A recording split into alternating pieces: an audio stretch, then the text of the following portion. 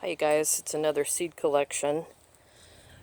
Dill seed for your dill pickles and your dill needs. So these are small dill. They're getting these tiny little heads on them. Dill will often grow a couple, 3 feet into the air. These I started in containers and promptly forgot about them, so they're a little behind, but you can see some of them are pretty tall. And there's some right there. So this is, again, stuff you would, or the kind of dill you'd do in a dill pickle. Goes really good with sour cream. It goes really well with cucumber. But traditionally we use this in dill pickle or sauerkraut, stuff like that. So we moved over to a section where I have some really tall dill here.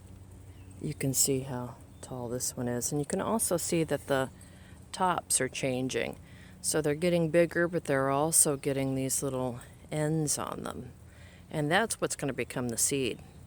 Let's go over and look at one that's pretty ripe. This one's perfect for using for canning or making pickles or whatever, just to cut this down at the bottom and put the flour and in the jar, the whole head, just like that.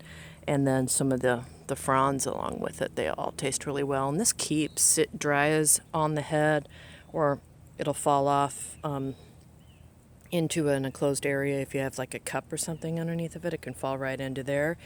And then you can keep it and use it after the fact. So you could use it all winter long. And then, of course, replant the seeds in the springtime. So let's go look at one that's ripe. So I cut this one down. It was very tall. I'll show you the length of it. So it's got a few heads on it.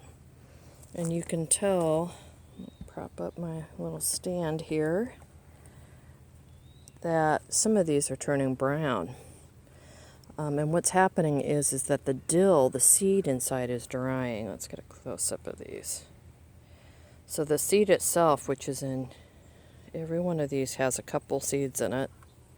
It's starting to dry, so you can tell from a distance they've gone from that original yellow to green, and then from the green they're going to the brown. So let's pop off one or two of these and just take a peek inside. All right. So here are the seeds. They're pretty small, but they're not so small that they're ungrabbable. They're pretty easy. And these are what you would plant directly in the ground next year. So each one of these will create a whole bunch of this. So you can see how just even saving a few seeds, it'll pay you back for years and years and years to come, especially if you start trading with people. Trading starts is a good place to start trading with people, or with the seeds themselves, but starts are my favorite way to trade. So you can keep these seeds over the winter too and use them to spice up anything you'd like a dill flavor in, and keep this for your dill pickles. And that's how we do dill.